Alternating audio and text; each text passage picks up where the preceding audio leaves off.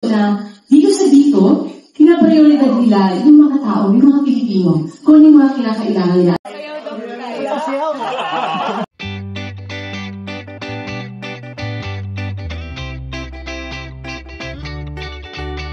Our Ditosens are not just customers for us. They are our family. Now is the time na mag-rewind tayong lahat. So ladies and gentlemen, join us in celebrating our endless journey of love and heartfelt connections featuring the newest members of our Dito family and the power couple behind this latest chapter in our Dito story.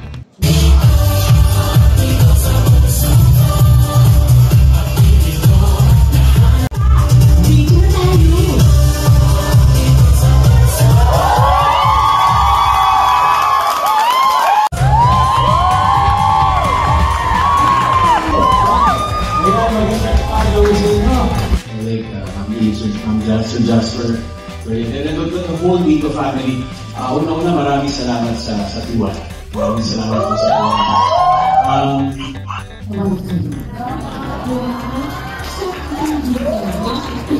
Yung sabi nito, parang nakakataba ng puso na dito sa dito, pinaprioridad nila yung mga tao, yung mga Pilipino, kung yung mga kinakailangan nila. Sabi ko nga, dito sa dito, ay maaasahan mo talaga.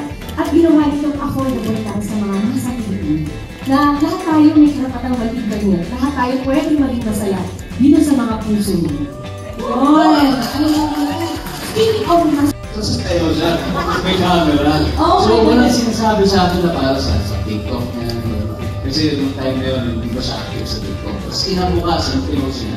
Yung pala yun, mag-aten pagkatapos yung tinakarir na talaga yun. At saka may award ka yan ha, o naalala ko yan. And you know what's nice about that? Once you posted that, ang dami mga throwback videos. Nakita mo rin yun, di ba? And ang galing-galing. Can you please give a round of applause? For this morning na rin, and we're dance moves, alright? As a di ba? And, you know, activities at home. Actually, mahalaga yan kasi sa amin, hindi kami mag-bonding at manood talaga ng mga movies. Nagmamarathon talaga kami sa tiga. Okay. So yun yung pinaka-bonding namin together. And siguro sa mga kids din, Cecilia kasi is may iPad siya. Kasi sa school nila, naka-iPad na sila. So may naka-assign siya na kailangan namin gawin online. At the same time, siguro mahalaga sa family natin talaga ganyan. Kasi pag wala kami sa bahay, check namin ng kids sa monitor kung ano ba nangyayari sa kanila. As an OA mom, natapos yun lahat, naka-roll pa rin. Ayun! At saka monitor na siya. Diyan lang, may preserve ka na. Okay, you can see it, right? It's really amazing. And, you know, grabe the offers, no? So, it's really crazy. So, kasi talagang nowadays, essential na talaga ang connectivity. Nabanggit niya yung usage niya sa bahay. Ako naman sa trabaho, especially when I'm on very, very far places sa location, magiging kasi ako talaga video call. Yes. So talaga nakikita, especially kung misis ko. Kung ano na yung camera, tsaka syempre yung mga anak na. Syempre ko sila very, very reliable. Of course, nandiyan din yung mga nag-o-online meetings, diba? So sobrang usage na. And you know, I don't know if you guys heard that, pero only 5G yan. Only 5G yan. Only 5G siya for the mobile postpaid. So imagine only 5G at 100 GB data. Yes, 100 GB data. Okay. Ganun ka-generous. Ganun ka-generous. Pag-inalis tayo, kahit tayo nagulat yung sinabi nila. Sabi namin talaga, wow! Ang very excited talaga kami na ibigay nila sa kanila.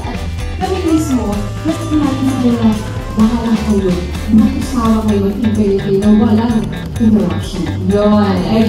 Let's give them a round of applause. Nagulat ko na ako sa 5G at kung the right data. Parang, actually gusto mo din. Let's be. Kaya nila sa mobile posting na nabanggit ko kanina, hanggang sa home na produkto nila. And ang goal talaga nila is to really connect Filipinos to nawalan. Imagine yung 5G. We're so, ako sobrang grateful ako na sa area namin, may 5G, so unlimited siya. Hindi na talaga sa 100 gigabyte na data. Kasi sa 5G pa lang, unlimited. But It's really yung kanilang commitment towards information. Sabi nga na kanilang goal. Sana hindi lang maging privilege ang connectivity. Hindi lang isang bagay na sinasabi ko. Sinasabi ko. Tama yung sinabi mo doon. Kasi hindi mo sinasabi sila, grabe yung ipaparamdam nila sa'yo. Na ito yung ipaparamdam sa'yo. Ito yung patutunan ng kasi kung anong kinakailangan. At dito sa video, nakakaba ng puso. Kasi hindi yung sinabi mo doon, pangyayari nila yung mga walang Pilipino.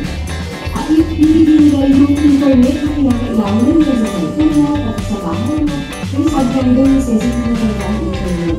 At ito yung maaasahan mo na affordable.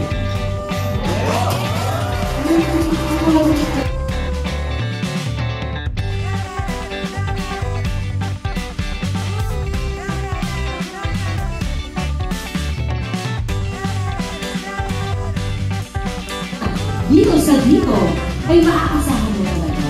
At ginawa itong affordable para sa mga nasa Pilipino. Na lahat tayo may karapatang mag-internet.